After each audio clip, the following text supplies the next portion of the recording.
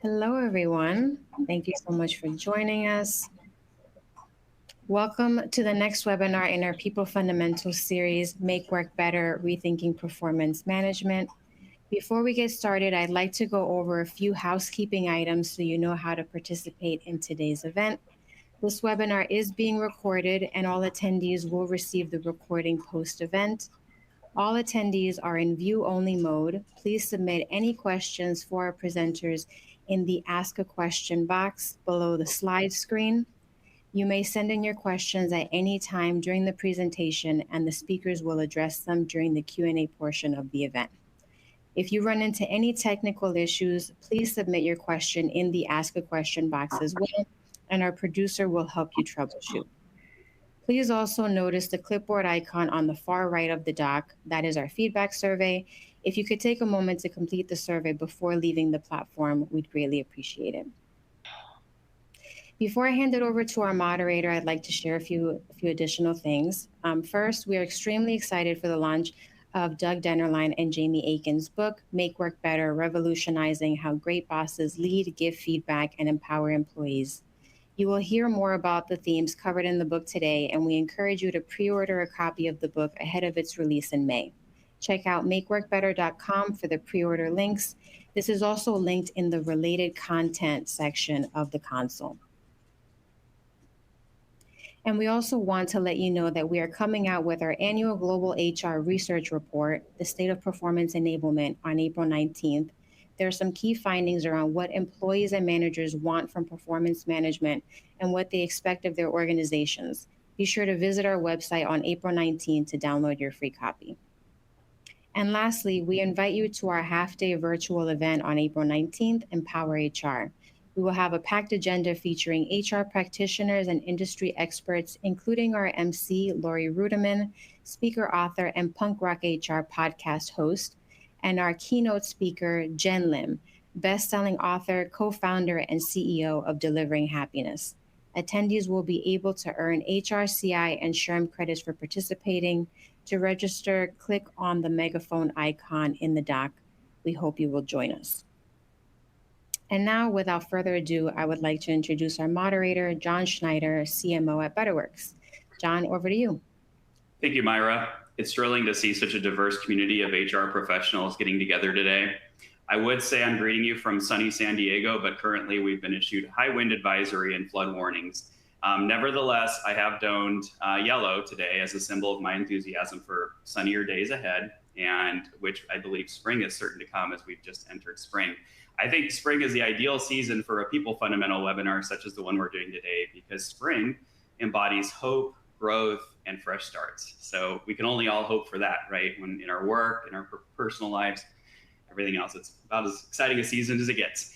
Today's People Fundamental webinar session is extra special because we are discussing a forthcoming book. Typically, we're talking about a book that's in market. This one's coming on May 23rd, as you saw there. And it's a passion project for two of our very own Betterworks team members. Our CEO, Doug Dennerline, and our VP of HR Transformation and esteemed HR expert, Jamie Aitken, have spent more than a year working on the Make Work Better book, and we're going to be talking about that. It does cover the shortcomings of conventional performance management and presents what is a novel and enhanced strategy that fosters performance, resulting in a more committed and productive workforce. According to John Doerr, it's a must-read for anyone invested in helping people achieve at their full potential. Before we go ahead and get started, I just wanted to mention a little bit about People Fundamentals, what this webinar series is ultimately about. People Fundamentals are not a new concept. HR leaders are currently giving them more attention than ever before.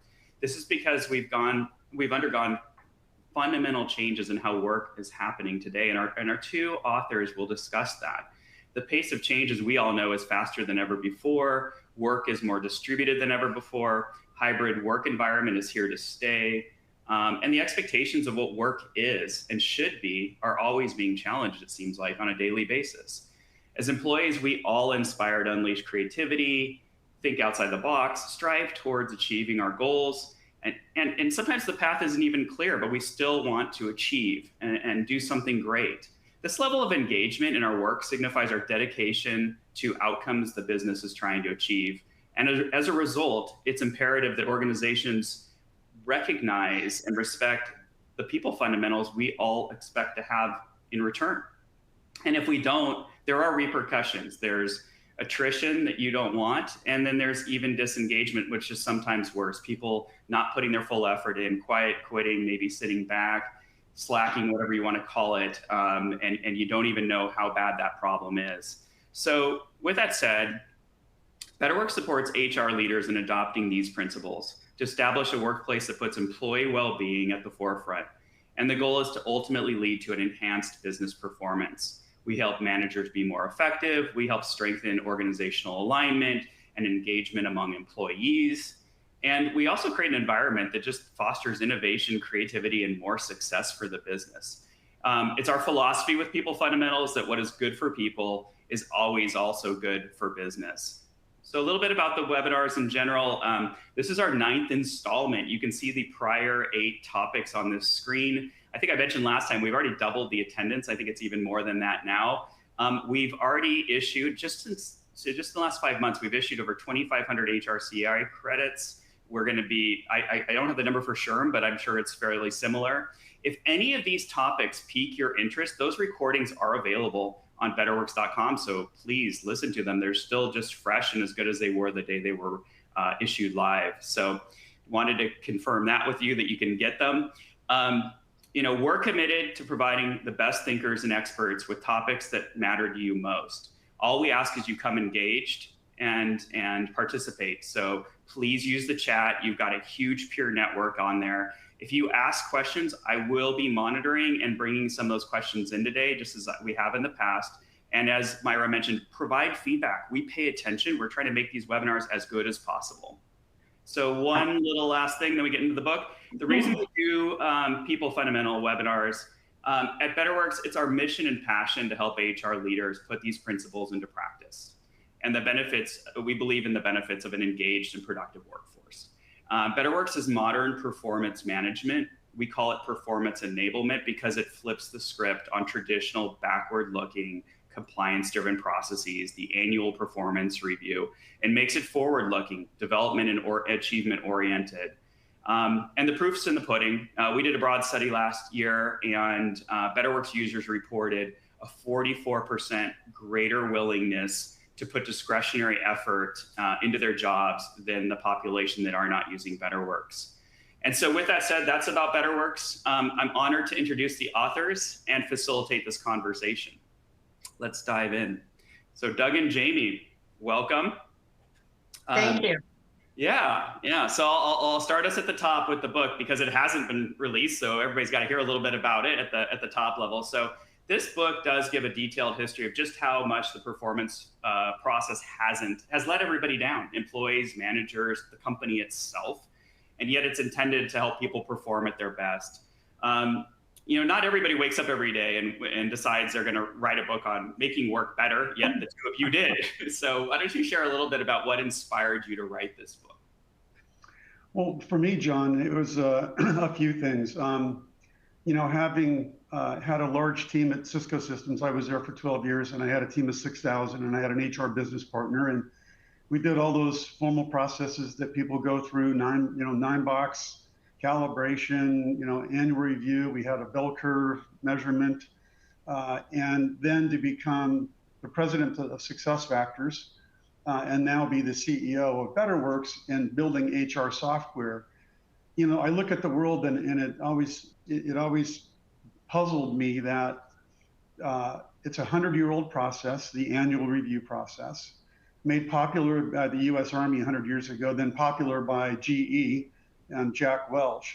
Yet research today, massive amount of research today says people hate getting it, people hate giving it, and it doesn't change performance.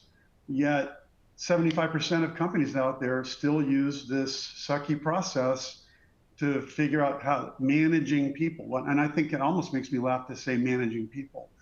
And so, we wanted to point out, because we have multiple, our customers, we see the success of our customers when they move to a different, more modern process, the impact it has on the companies, why more people get stuck doing it the old way. So the motivation was giving people a roadmap on giving them, a way to move forward to something that actually works.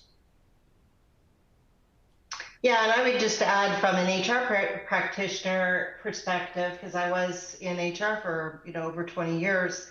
I was on the delivery end of those old antiquated processes, and gosh, you can't be very excited during that process as an HR person, because you end up being a police officer, chasing people around to do a process that clearly was not engaging or of value to the organization. So I was really excited when Doug and I started talking about this venture together.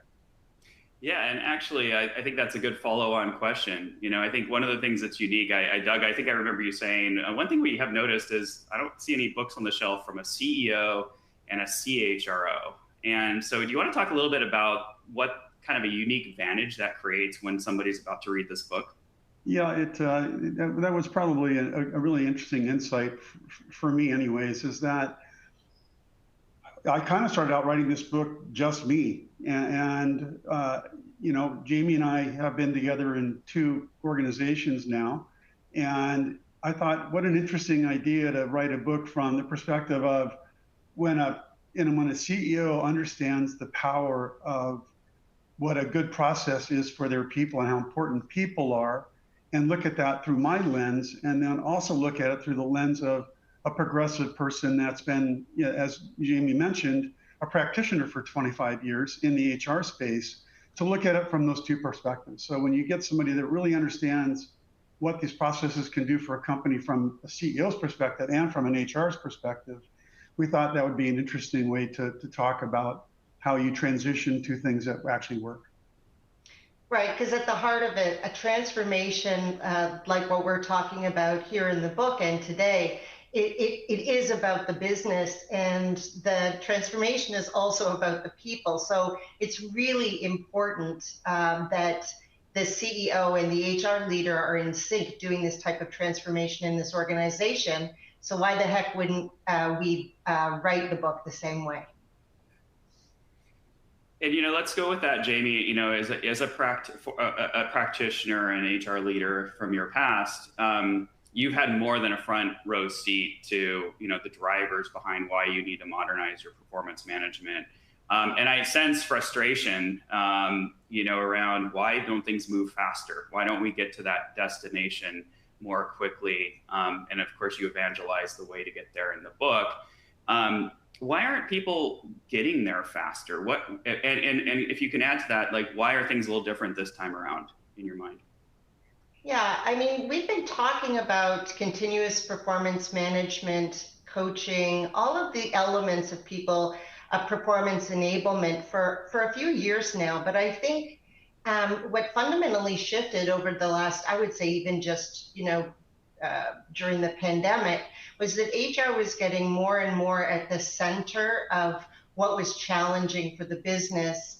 And, I would say also from an employee or a manager or a worker perspective, there were an awful lot of people that were taking time during the pandemic to sort of reassess what was important for them in terms of their own journeys within their career.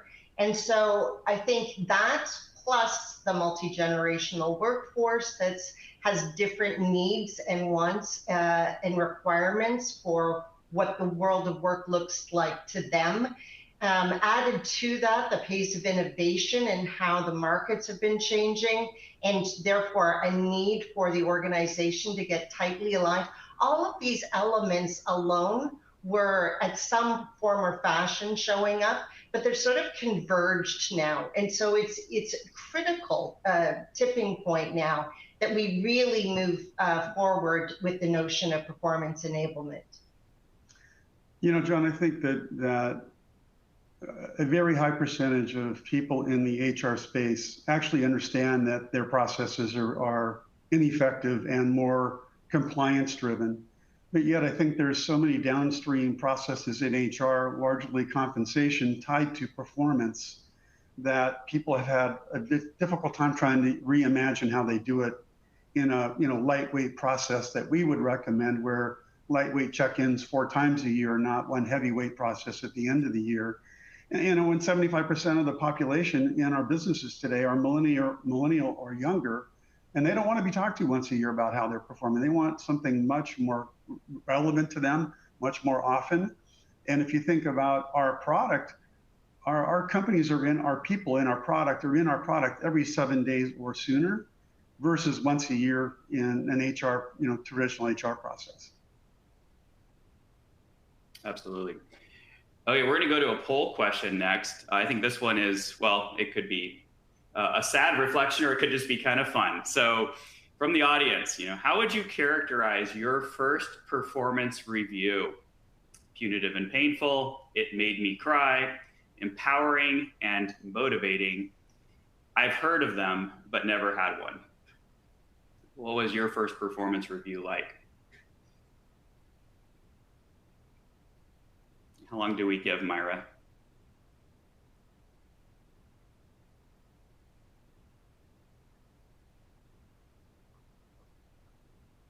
Well, research says 24% of the people who get a performance review actually do cry, so. Yeah, that is true. So we know there's going to be someone in that bucket. Should we turn to the results now? Here we go. Well, 5%. So many of you have done better than that 24% stat. Punitive and painful comes in at 35.3%. And see, I've heard of them, but never, 7.4%. So it's about a 50-50 tie between effective and not so effective in what it's trying to achieve within this group.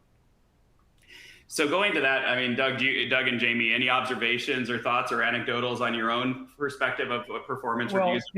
John, if you think about the review process again, many companies, again, still use, kind of like, hey, they want 25% of their population to be performing at a high level. 70% they want to be in the middle, that are, doing a good job, but, not going to be where they spend their money and their effort to make, them produce at a better level. And then 5% or 10% at the low end who they're, want to performance manage out. And maybe that process that we just went through, the survey, is reflective of people that have been through a positive performance review where it hasn't been in the middle or at the low end when they've been told they're not performing. And, if you think, I remember in my Cisco days, I'd argue with my HR business partner that I had to move people that I thought were performing at a really high level, but they didn't make the bell curve into the 25%. They had to put them in the 70% mediocre bucket. Yeah. And then have to justify to them why I did that. And then the morale dive that happens during that whole process when you're telling your employees that no, they're mediocre or in the middle, and frankly, policing the notion that people need to be placed to a grid. If you have I remember having conversations back in the day with managers who were saying, no, but you don't understand. The people that I have on my team are all excellent, and we work hard at being excellent. And then forcing a manager like that to push his employees into a bell curve didn't make sense at all. And I actually think we're missing an answer in that. Denise said, what if the answer is none of the above, just a process that needs to be done but doesn't add much? I think that's a good observation, Denise. Needs no explanation to be what should have been probably the fifth response in that list. Let's move on. You both make the argument that performance management needs a rethink and reconsider to be what is performance enablement. And from the book, it's clear that performance enablement isn't just a technology solution. There are many working components to an organization that embraces these, if you will, values and approach to how performance is modernized. Jamie, maybe you kind of jump in here and talk a little bit about what is it, what is performance enablement to you? What is it not? So imagine, if you will, the idea that a manager and employee are having frequent check-ins and they're aligning on a quarterly or on a biannual process, and they're having conversations about what they're working on and how maybe the manager can help get things out of the way for the employees so that they can achieve what they're focused on. Perhaps also that those conversations also talk about development goals. And so the employee and the manager are having frequent check-ins, they're giving feedback, the employee is feeling engaged because they know that they've got the support that they need to focus on and achieve the things that they're trying to achieve. And that's a whole lot different of an environment and experience than what a traditional performance management process delivers. You know, John, I'm looking at Holly's question, and she's asking about, we implemented OKRs last year. What's the best practices for aligning OKRs to annual reviews? And Holly, that's where we see the most success, is when a manager sits down or a company at the top level every quarter publishes top company goals or top company OKRs, the 3 or 4 most important things that a company needs to get done, and then have the rest of the organization look up at those goals and sit across from their individual contributors and saying, well, if that's what the company is wanting to achieve, then what do we need to write as our goals that we need to achieve to help the company? And also, what are 1 or 2 OKRs that I'm going to do as your manager to help you achieve what you want to in the company? How do I help you get where you want to go? And so we like to base our employee, conversations around goal attainment, and the check-ins are around, how are you doing against those goals? How can I help you lower barriers that are preventing you from achieving those goals? And how can I help you? Not how can I review your work, but how can I help you achieve? And we see massive engagement scores go up pretty dramatically. We see confidence in leadership scores go up. We get, I understand the company strategy. And it really is tying that OKR process, both professional and personal. It's important that you do both, not just what are you doing for the company, but what is the company doing for you? That we see an incredible engagement and achievement, and companies really succeed long-term when they tie those together. Yeah, good point, Doug. I mean, I think that's, sometimes we say, when we say what is performance enablement, we say it's forward thinking or forward leaning. And so that was a very good explanation, I think, of what that means to be in the forward, not in the past, but looking at the employee as somebody you can coach, develop, and strengthen to achieve the goal before it's been missed or there's been the roadblocks or struggles. And that's a very big change in how the interaction occurs between the manager and the employee. Okay, we're going to go to poll question number 2. If given a magic wand, what element in the performance management process would you change?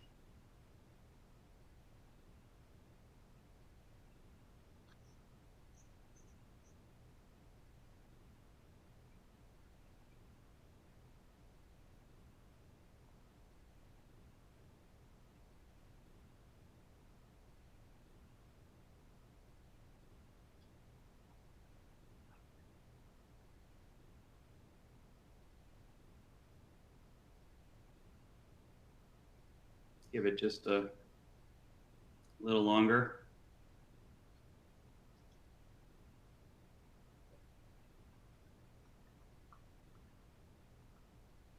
Okay, here we go. Flipping to the results here. Okay, so we have 2 that are pretty high up there. Encourage more frequent feedback, 48%. Make it easier to calibrate for consistency and fairness, 39.6%, and instantly access insights across the full organization at 12.1%. Do you want to, Doug and Jamie, you want to comment a little bit on those results? Well, it's not surprising to me that there's the notion of more frequent feedback. We're certainly hearing that more and more as well. People just don't want to wait until once or twice a year to get feedback on how they're doing. Yeah, there's actually a capability in our product, John, that you can either ask for feedback in a moment. You just walk out of a meeting and ask for feedback on how it went, or you can schedule feedback, and you can do things like check on managers after on an ongoing basis to see how the employees are viewing the leadership of the organization. And I think the 12% probably represent HR leaders that, one of the other things that we work really hard at is providing as much analytic data to leaders so that they're basing decisions about people based upon their body of work, not recency bias. And so we try to give lots of insights inside of our product as well. So it's based upon, when you're giving someone, you're in a conversation and you're giving feedback on the answers to the questions in that conversation, we actually expose all their bodies of work right next to, in a panel right next to where you're giving feedback. So you're looking at their body of work as you're giving them the details, not thinking, oh, what did I last do with this person and how did they do? And, so it's all right there in front of you. Well, and if you just think about it as humans, my husband and I don't meet once a year to have a performance review discussion about our relationship. And, we're constantly giving each other feedback. We're constantly helping, discuss, constructively things that need to maybe change and adjust. As humans, we do these kinds of conversations all the time. And what we're suggesting here is that we don't stop being human when we show up at work, and that same need for more feedback is consistent. Absolutely. I have a few questions that came in. I'm going to kind of put them together. I think they're really interesting.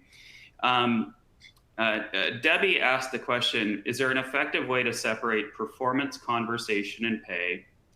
And is there a financial impact based on score? And then this score topic, I'm seeing questions coming around score. So another question from Denise is about how you deal with maybe a lack of rating in the system and how then you become able to identify top performance. So I think that it's a topic that I think both of you, that whole thing is a lot of what you think about in this process.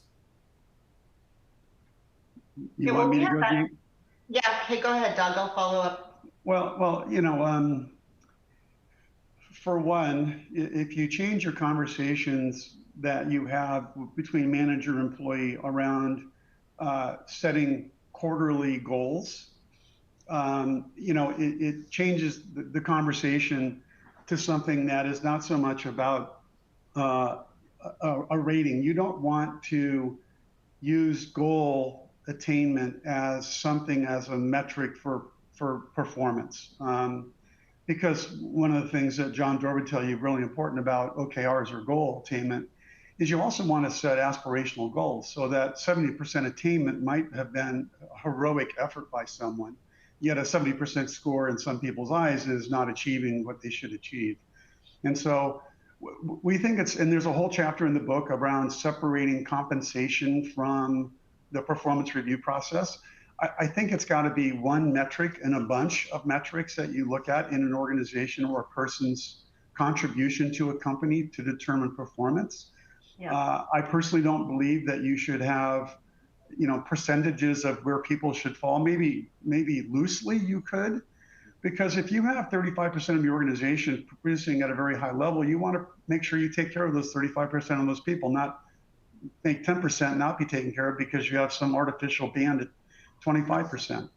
The other thing that always struck me is a lot of companies used to kind of kill their individual contributor managers, their first-line managers at the beginning of the year because they'd have to do both the review process and the compensation process. And so a lot of companies move the compensation process out to the middle of the year, and that made me laugh because now you're using 6-month-old data to make compensation decisions. With us, you have quarterly information about how people are doing. So any point in time, if you're a pay performance culture, you shouldn't do it once a year. You should do it when people are performing or people are promoted, and our process encourages that. And so it's a matter of putting aside a bucket of money and then using that money throughout the course of the year to give people the money they need at the point in time in which they deserve the change in compensation. Yeah, and we actually have that case study in the book, Doug. Yeah. I guess the only thing I would add is that this type of transformation is going to happen over time. And so depending on where you are and where your organization is, it's important to sort of take stock of where you are on your path, but plan out that this transformation is going to be a maturing process over time. And so when we're working with our customers, we help them build out that roadmap so that they can make an adjustment, build the competency within the organization from a manager perspective, introduce the change at a pace where people can consume it, get used to it, and adapt to it and adopt it. But also some of these, bigger untanglings, we can also build that out so that if you are, or your organization is at this point still stuck on some element, we're certainly going to challenge you, but we're flexible enough to know that perhaps that may be a year 2 or year 3. Well, John, I would add probably an important part of what we also help companies do is we help you understand what you're about to put your organization through, and it is a pretty daunting change management process. But what the book talks a lot about too is this is why it's really important that this isn't an HR-driven effort. It's got to be a leadership effort working with a CEO and a leadership team understands how important people are to their results and says, we're going to get behind this and we're going to do this and we're going to name it a program, excellence or something. And yeah, it's going to be hard. We're going to have to figure it out. It's going to take a few quarters to get us there. But we know at the end of this road that we'll perform better as an organization. You'll feel more engaged. And we help companies, and Jamie's expert at this, helping HR leadership team understand what they need to go to their leadership and say, here's what we need to put our company through and here's why. And here's what the net effect of that is. And I need you, CEO leadership, to stand up and support this change management process. Well, that's a good segue, to the point that, I don't, from what our experience with, our customer base who we interact with, not everybody has ever seen really what good could be. And so going from where you just were, Doug, like maybe, you both could share, how do we, how do you see companies measuring their current state to make those decisions about how to, improve over time and such? What are some of those measures and outcomes they're trying to achieve? And how do they get to that good state?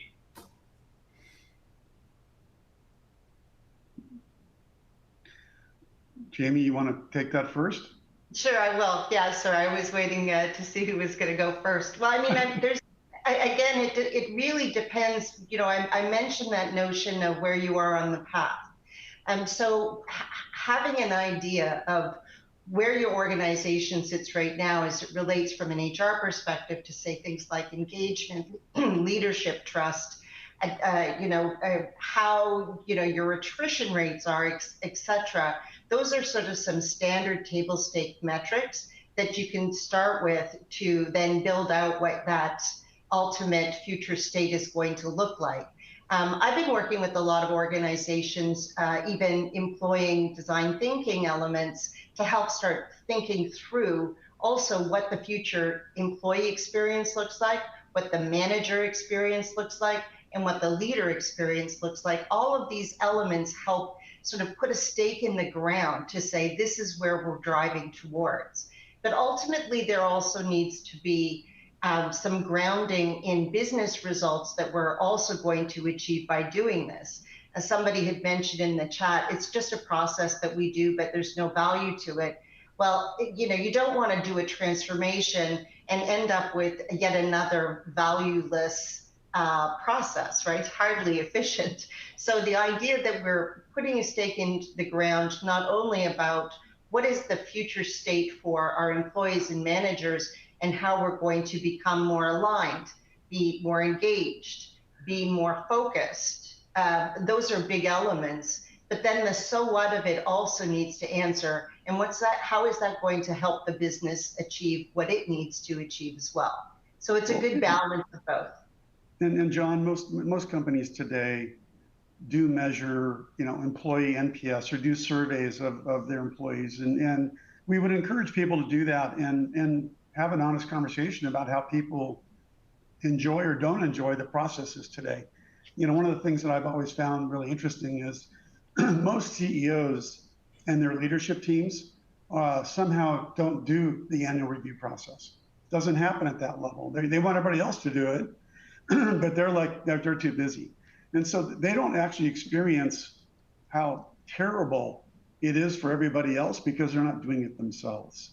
And so I'd encourage leadership to really reach out and understand how people feel about the experience they're getting in their companies. And I firmly believe that, and I hope this changes, that as people get hired into companies, they actually ask leadership, how are you going to measure my performance?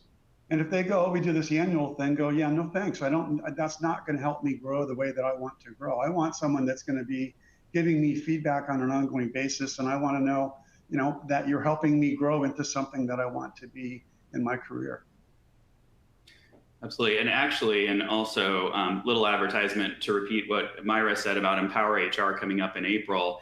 Doug and Jamie are going to be talking to one of the book contributors. And she comes, Humira, she comes from Intuit. And if you want to hear a real life story of one of the companies that's gone through this, please tune into that session. I think you'll value it. We're going to move now on to another poll question, the final poll question that we have. There we go. So how do you think employees at your organization would rate your performance review process? A, it drives productivity and engagement. B, meh. And C, big waste of time.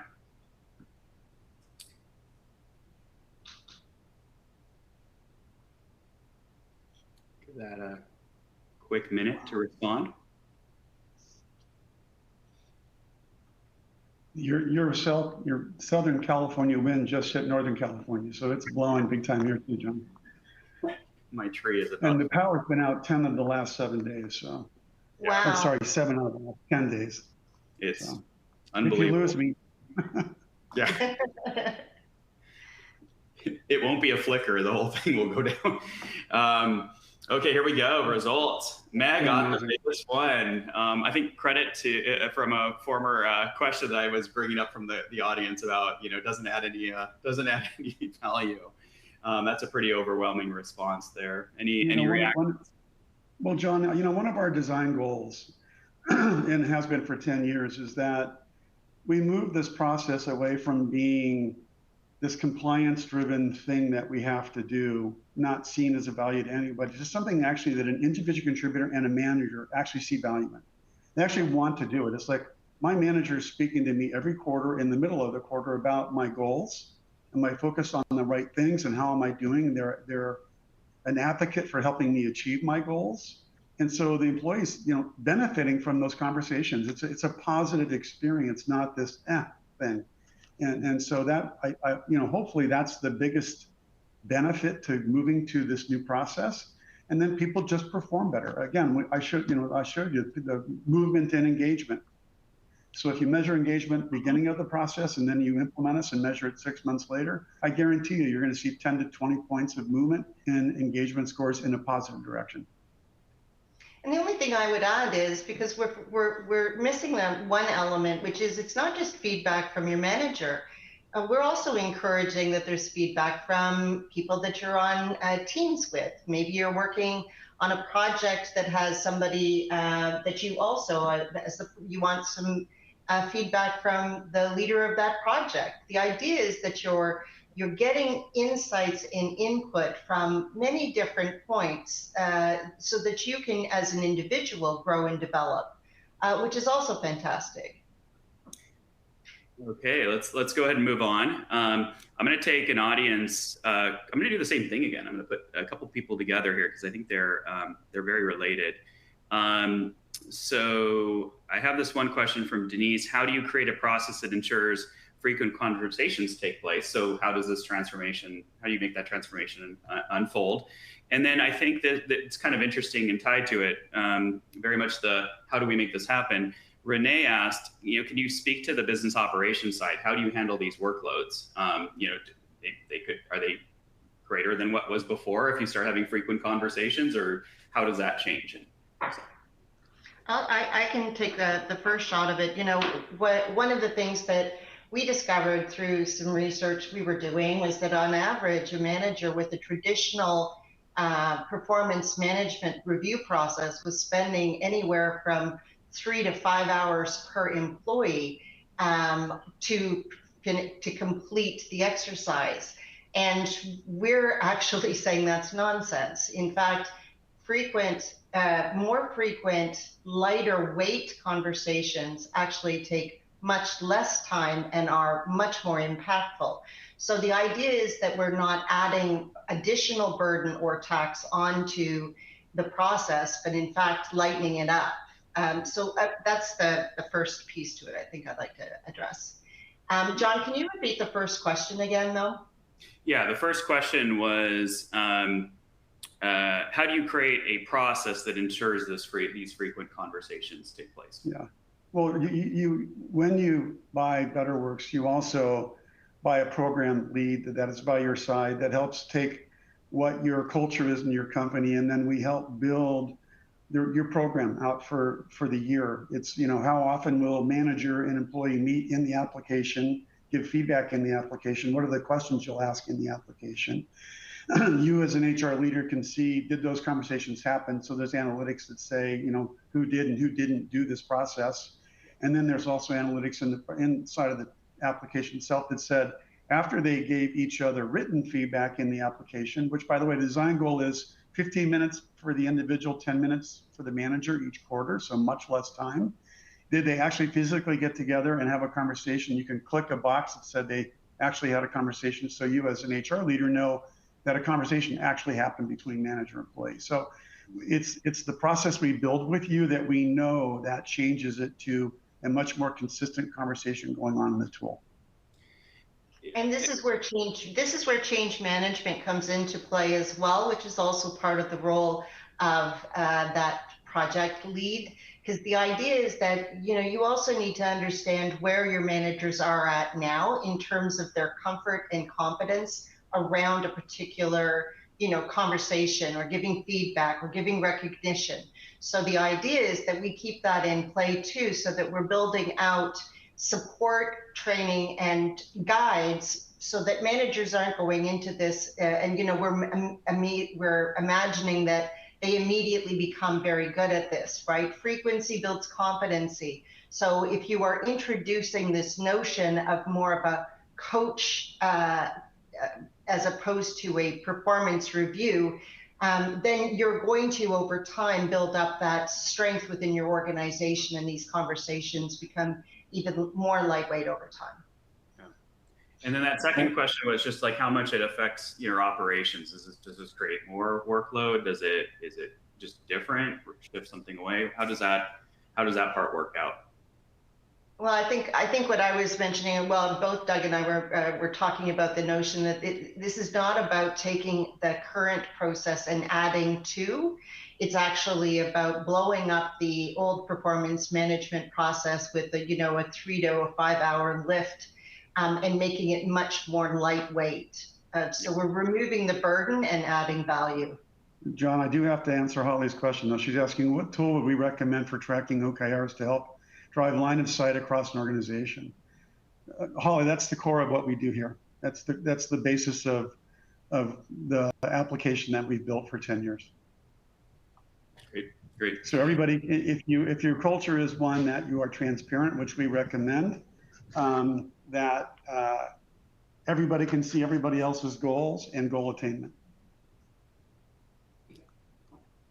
I want to develop where we're at right now with back to the point about this book is from a CEO and CHRO's perspective. So what are you both looking for in part of the role of making sure that these frequent conversations happen is modeling the way at the leadership level, right? And so, maybe go a little bit more into like Doug, what would you look for in, the ideal CHRO and vice versa, Jamie, like what type of CEO would you? That's a great question, John, because, one of the things that we also see when you're in the business of selling software to HR people is you see different kinds of leaders in HR and their teams. And you see the impact of one versus another. And what I'm looking for in leadership in HR is they're intellectually and business curious. That they want to understand what is the business we're in, where is the business going? What's the long-term strategy? And how can I help the company achieve its long-term business goals? So they have a shared vision with the leadership team. What I've always appreciated about a really good HR leader too is they challenge me. They're a mirror to me. They're great at listening to the organization. They're bringing things that I might not hear that are going on and feelings in the organization that I need to hear about.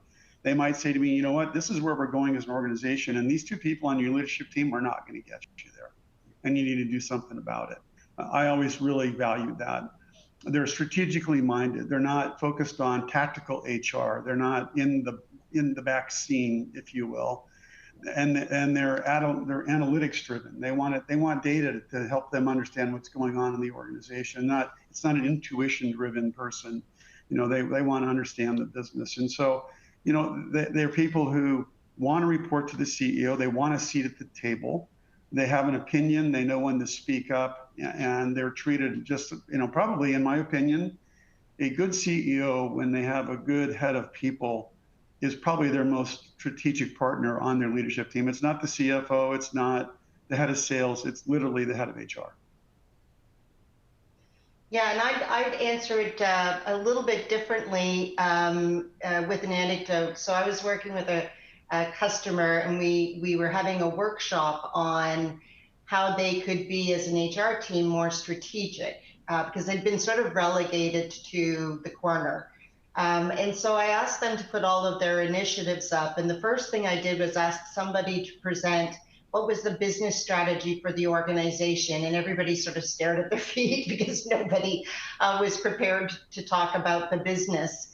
And then, not surprisingly, all of the initiatives that they had were sort of old school, administrative focused, very tactical initiatives that weren't going to move the needle.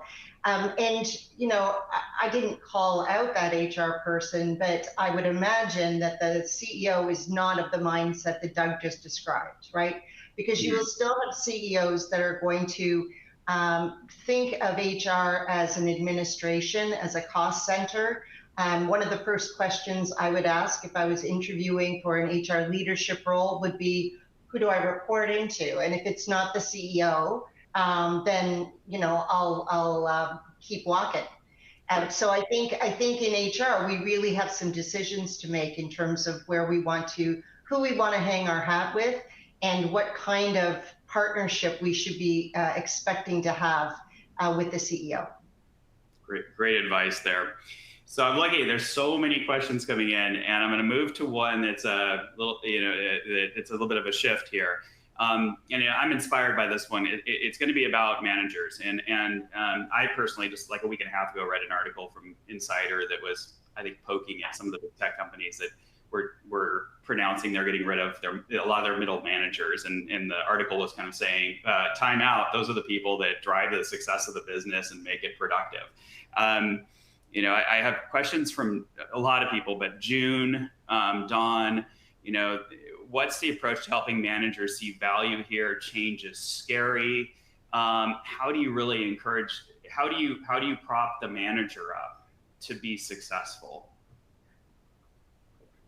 I'll take a first run at that, Doug. So one of the things I think that you're absolutely right. And traditionally, and I will say in my HR career, I certainly was, you know, I did the same thing, which was to sit in a room with a bunch of other HR people and design what we thought was a beautiful, you know, coaching conversation process. And we sort of threw it over the fence, assuming that the managers were immediately going to take up on it.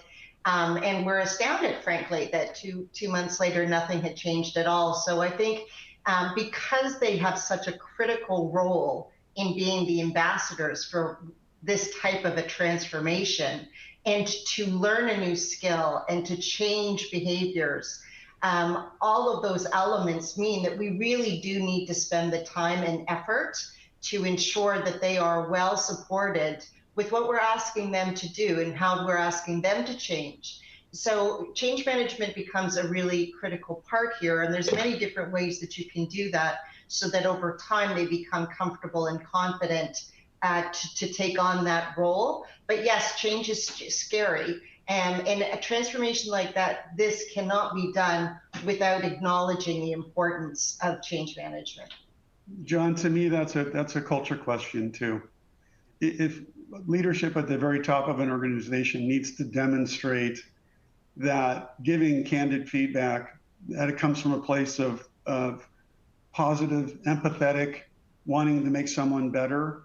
It's not punitive. It's seen as something that is cultural and an okay thing to do. And organizations where leadership is out and they're meeting with individual contributors, they're always listening, they're approachable throughout the organization, creates a culture where it's okay to give somebody some feedback because it's coming from a positive place. So to me, that it starts at the very top for me with that. I think there's a good one in here about change management. We're kind of talking about getting the change going with the managers. Kennedy asks, in simple, practical terms, how do we engage in performance management with the leadership, the C-suite guys and gals who manage the process? Super important part of it, and you need the support of leadership. We get really nervous when we see organizations where the CEO and the leadership team says to HR, "Hey, go do that," and there's failure that happens there. Again, it needs support throughout the organization to say, "This is the change. This is why the change." I tell people, and the results take time. You don't walk into a gym and bench press 200 or 300 pounds. You need to work it on. And the notion of going in and meeting on a regular basis you're learning how to have constant conversations, not this once a year thing. So you're involved and you remember, we just talked 2.5 weeks ago, and now we're talking again about the things that we talked about 2.5 weeks ago. There's a one-on-one capability on our product that lets you talk about the tactical things that people are working on to make sure they're getting the little things done along with the big things. So it's all about that to me, John. Speak for yourself. I can bench press 50 pounds, Doug, right when I walk into the gym. Impressive. That's just the bar. Well, Jamie, we have 2 minutes left, I think, to wrap up here. So I'm just going to ask one quick question of both of you, around insights. So let's take it at the leadership level. Like, you both know what good is, right? And so when good is good, what are some of the delighters around like making a more informed decision, right? As a CEO and CHRO having a conversation, what could some of that look like for you? Well, I would tell you I believe there's 8 different customer stories in the book that pull out different things that happen to these organizations, like Intuit or Kuehne+Nagel in Europe, a shipping company out of Europe. And you see the impact of what goes on culturally with these organizations after they make this change. It literally is, and Humera, who will be at our next, our HR conference, is very articulate about the impact it had on Intuit. It was a culturally changing thing to the company. It created a culture of feedback, a culture driven by transparency. They set quarterly goals from the leadership on down.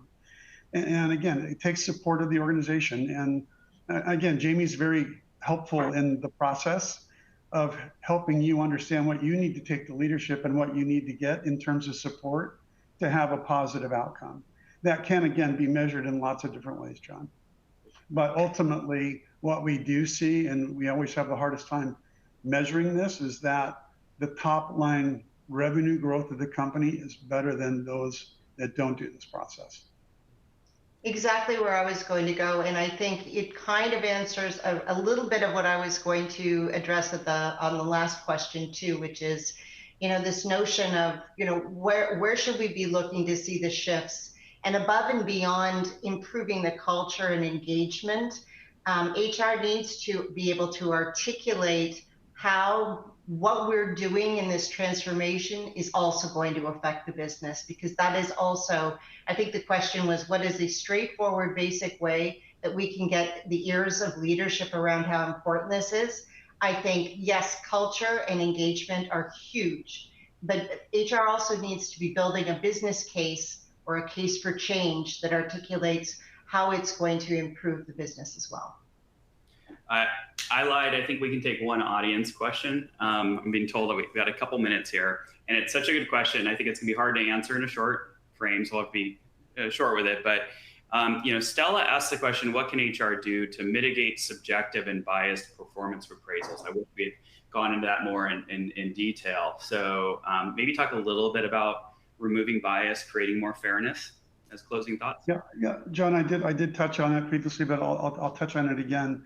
When you're in the application, and one of the things that we try to do as well is we don't make you have to always go into Betterworks to provide updates to progress on what you're trying to accomplish. We actually have integrations with things like Gmail or Outlook or Jira or Salesforce, where you have an ability to see just right in your flow of work, where you can give comments to someone, you can give feedback to someone, you can see the progress towards their goals. But when you go informally into these conversations, which we actually, recommendation is once a quarter with a mid-quarter check-in, that you can see all the feedback they've gotten, all the recognition they've gotten, their attainment toward their goals.